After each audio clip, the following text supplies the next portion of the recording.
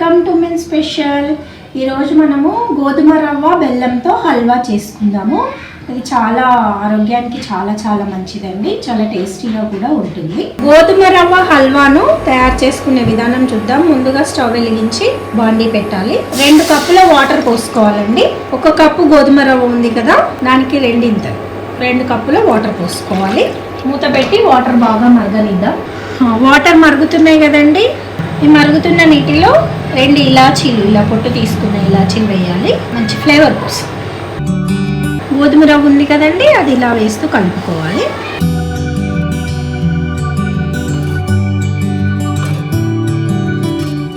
ఒక 5 నిమిషాలు ఉడకనివ్వాలండి. ఉడికిన తర్వాత బెల్లం వేసుకుందాం.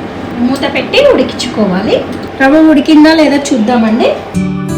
ఇంకొంచెం మెత్తగా ఉడకాలంటే, ఇంకొంచెం మెత్తగా కావాలనుకునే వాళ్ళు కొన్ని వాటర్ యాడ్ చేసుకోవచ్చు. నాకు కొంచెం మెత్తగా కావాలి, అందుకే మళ్ళీ 1/2 కప్ వాటర్ యాడ్ చేస్తున్నాను. బాగా ఇలా కలుపుకున్న తర్వాత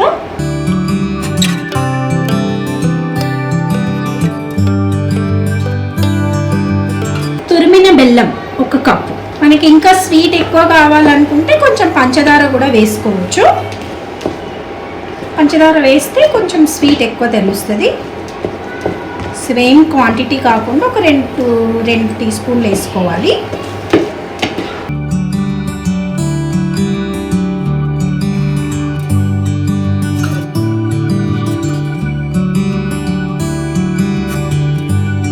చూసారు కదా, 2 టీ స్పూన్ల పంచదార.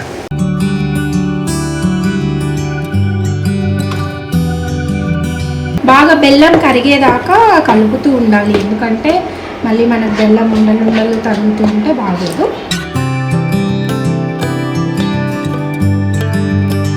ఒక 2 నిమిషాలు మూత పెట్టేసుకుందాం. ఇలా ఉడుకుతున్న స్వీట్లో 2 స్పూన్ల నెయ్యి వేయాలండి.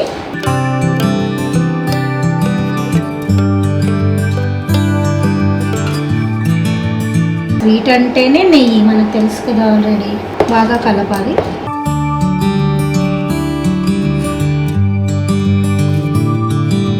కొన్ని పల్లీలు, 1 టీ స్పూన్ అన్ని పల్లీలు,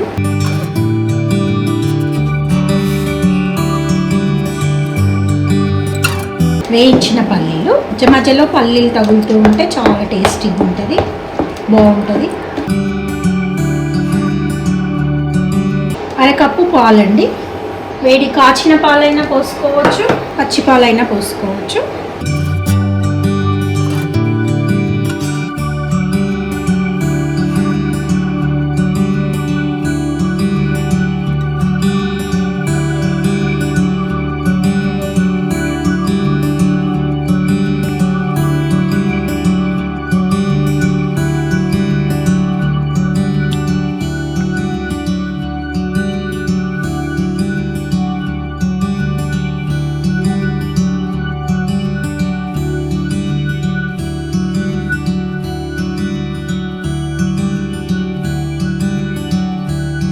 ఇంట్లో గోధుమ రవ్వ ఎంత ఉడికితే అంత టేస్ట్ ఉంటుందండి. చాలా ఉడకాలి, చక్కగా ఉడికితే ఎంత టేస్ట్ ఉంటుంది. 2 నిమిషాలు మూత పెట్టేసి సిమ్లో పెట్టేసుకోండి. చూద్దామా అండి, 2 నిమిషాలు అవుతుంది కదా, ఉడికిపోయింది. ఇలా చక్కగా ఉడికిపోయిన హల్వాలో చివరిగా డ్రై ఫ్రూట్స్ వేసుకో. కొంతమంది నెయ్యిలో వేయించి వేసుకుంటారు, ఇలా కూడా వేసుకోవచ్చు, అలా కూడా వేసుకోవచ్చు. అది మన టేస్ట్, మన ఇష్టాన్ని బట్టి ఉంటుందండి.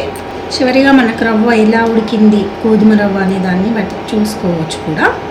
ఇలా చూసుకోవచ్చు ఉడికిందా లేదా అని తెలవడానికి. ఉడికిపోయిందండి, చక్కగా ఉడికిపోయింది. రెడీ అయిపోయిందండి గోధుమ రవ్వ హల్వా.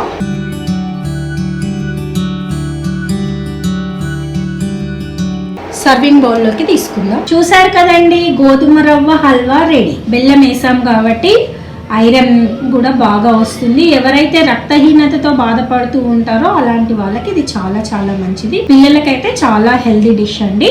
మీరు కూడా ఒకసారి ట్రై చేయండి. మీ అభిప్రాయాన్ని మాకు కామెంట్ రూపంలో తెలియజేయండి.